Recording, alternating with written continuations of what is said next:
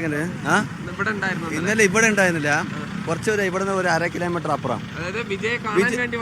വന്നിട്ടുണ്ട്. നമ്മുടെ നാളെ ഒരു ചെറിയ പരിപാടി ഉണ്ടായിരുന്നു, ഒരു ഓണാഘോഷം. ശരി, ഞാൻ പാലക്കാടാണ്.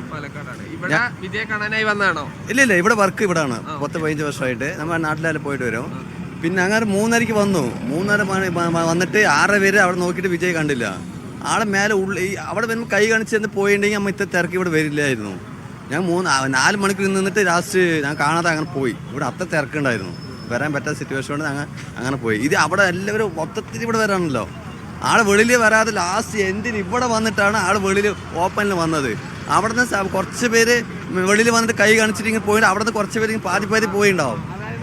റോട്ടിൽ നിന്നാണ് അദ്ദേഹം വരുന്നത്. അദ്ദേഹം അപ്പൊ കാരവന് മുകളിൽ കയറാതെ ഉള്ളിൽ തന്നെയായിരുന്നു. അപ്പൊ അവിടെയുള്ള ആളുകൾ കൂടി വിജയെ കാണാനായി തിരക്ക് കൂട്ടി. അതിലാണ് ഇത്ര സംഭവം. ഇല്ലെങ്കിൽ ഇത്ര വരില്ല. വലിയ പാതി പേര് അവിടെ നിന്ന് ഡൈവേർട്ടായി പോയിണ്ടാവും. കുറെ പേര് പോയിണ്ടാവും.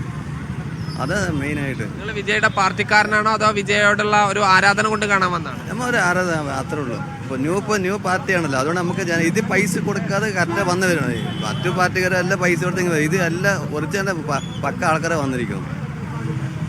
ഈ അപകടം നടക്കുന്ന സമയത്ത് സ്ത്രീകളും കുട്ടികളോടൊക്കെ ഒരുപാട് ആളുകൾ. ഭാര്യയല്ല ഇവിടെ നിന്ന് ഈ നടക്കുന്ന തൊട്ട് അപ്പുറം നിങ്ങളുടെ ഭാര്യ കുട്ടിയും.